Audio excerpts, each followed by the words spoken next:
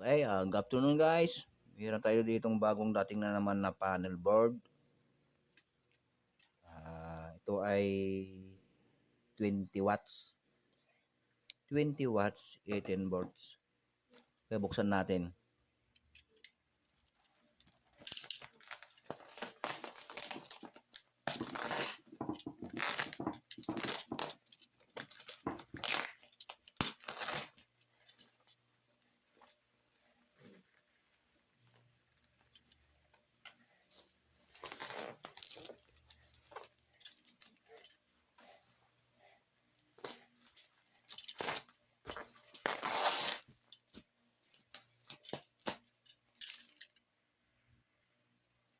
Bale, ang gagawin ko dito, kaya ako umorder pa ng isang 20 watts na panel, ay idadagdag ko doon para tumaas yung aking solar.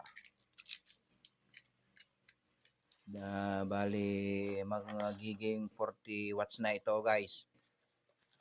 Dahil wala man tayong pambili ng malakihan pa, sa maliitan muna tayo magsisimula. Lahat naman ay manggagaling sa maliit bago lumaki. Diba? Gaya ko, wala mong pambili ng malaki, dito muna ako sa maliit. Okay, nabuksan na natin guys.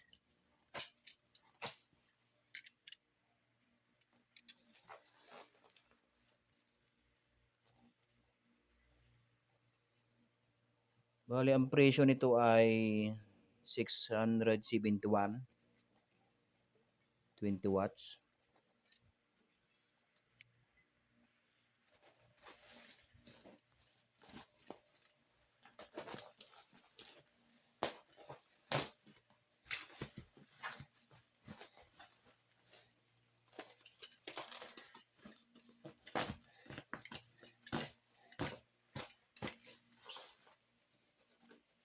At talaga namang balot na balot eh. Oh, dito ko ka na babawasan.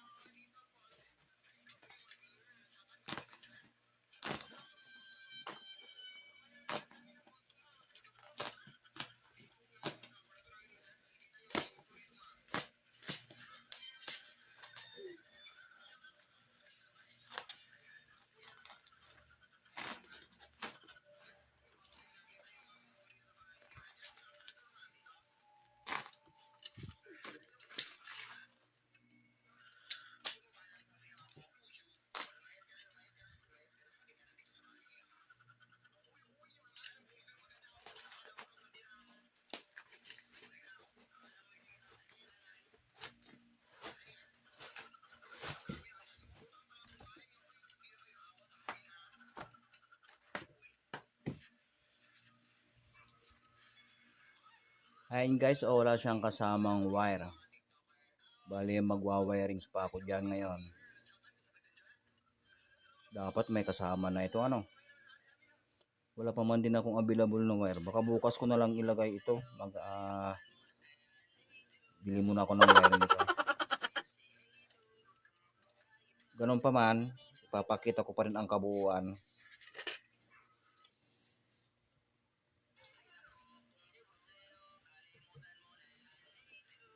Ayan siya. Monocrystalline.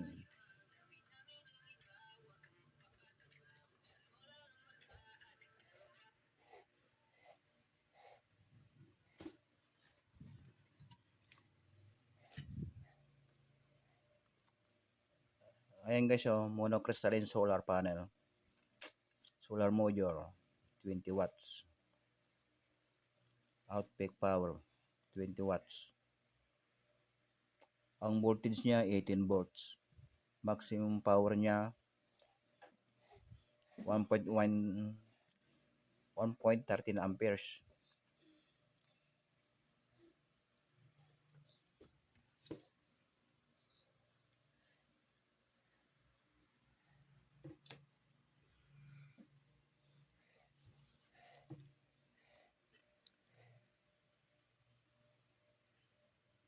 Hanap lang muna tayo ng wire ay kakabit. Ngayon ay nandito tayo sa ibabaw ng bubong upang ikabit itong isang panel na ito. At i-connect natin dito sa isang panel. Ang dalawang ito ay ang isa ay 20 watts.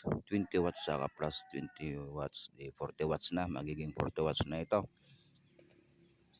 Kaya para lumakas yung aking baterya ay dinagdagan ko ng 20 watts.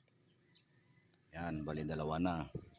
At ito naman dalawa dito sa bandang kanan ko ay ito ay gamit sa ceiling plug light solar. Yan, kung mapapas yung dalawang yan. At mamaya kukunan natin ng tester kung gaano ka lakas ang makukuha niyang voltahe, kung gaano kataas.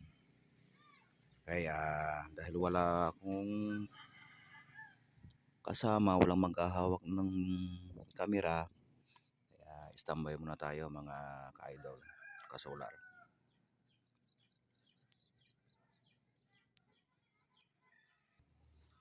Okay guys, ang pagkakabit ko nito ay parallel. Pinagpisan pula sa pula, itim sa itim. Pero itong pinakapuno, ito na. Para hindi mahila-hila, lagyan ko ng electrical tape kasi wala akong female sa camel socket connector.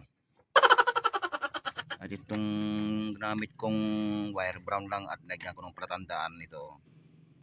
Itong kulay pulang maliit na wire. At ganoon din gagawin ko sa ibaba. Yung tester ko nalubat pala. Nalubat ang baterya kaya hindi ko na nagamit. Nilagyan ko na lang ng palatandaan to. Para pag tap ko sa ibaba, hindi ako malilito. Kaya naikabit ko na. Ito yung marker ko kanina sa itaas. Kulay pula. Nagyan ko ng pula. Kung nakikita yung hawak kong kulay pula na yan na may electrical tape, ito ang positive. Yan, natapos ko na. Okay, hanggang sa muli. Kung gusto niyo naman ang video ito, paki-like and share ng like and share. Nabulol na ako. Okay, bye.